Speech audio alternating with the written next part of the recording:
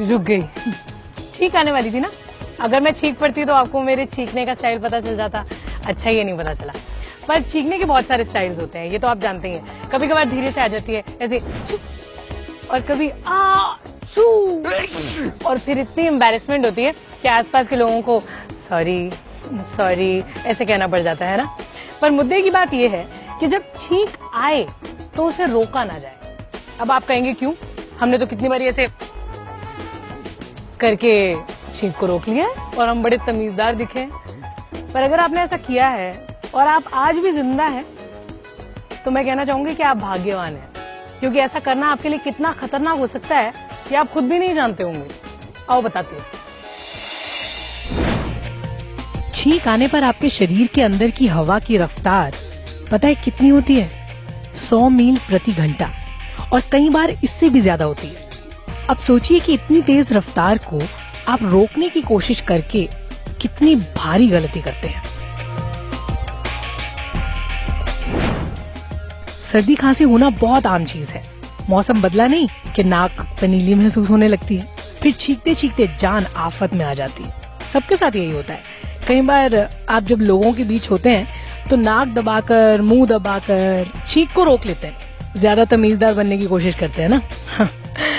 अगर आपको भी ऐसा करने की आदत है तो मैं बता दूं, इसे छोड़ दीजिए। कहीं आपके साथ भी वैसा ना हो जाए जैसा एक 34 साल के आदमी के साथ हुआ। उसे छींक आ रही थी, इसे रोकने के लिए उसने नाक पकड़ी, मुंह बंद किया और छींक को रोक लिया। छींक को बाहर निकलने की जगह ही नहीं मिली। इससे गले के पीछे और जोर पड़ा और वहां छेद हो गया। छींक के फोर्स के कारण गले की नाजुक मांसपेशियों में छेद हो गया। जाहिर है उसे बहुत दर्द हुआ होगा। ना कुछ बोल पा रहा था, ना कुछ निकल पा रहा था। फिर उसे अस्पताल ले गए। वहाँ करीब 1 हफ्ते तक उसका इलाज हुआ। डॉक्टर ट्यूब की मदद से उसके अंदर लिक्विड डाल रहे थे, खाना डाल रहे थे, क्योंकि वो कुछ भी निगल नहीं पा रहा था। मरीज की जांच से पता चला कि छींक रोकने के कारण उसके गले का पिछला हिस्सा, जिसे डॉक्टर फेरिंग्स कहते हैं, वो टूट गया था। डॉक्टरों के मुताबिक छींक के समय हमारी सांस की नली और सीने में हवा का बहुत तेज दबाव होता है।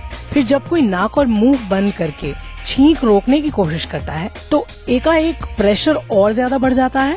शरीर के इस हिस्से में मांसपेशियां वन वे टाइप की होती हैं, क्योंकि इनका काम बस हमारे खाए पिए को निगलने में मदद करना होता है। ऐसे में जब हवा का दबाव बढ़ता है और उसे बाहर निकलने की जगह नहीं मिलती तो मांसपेशियों में छेद होने का खतरा पैदा हो जाता है।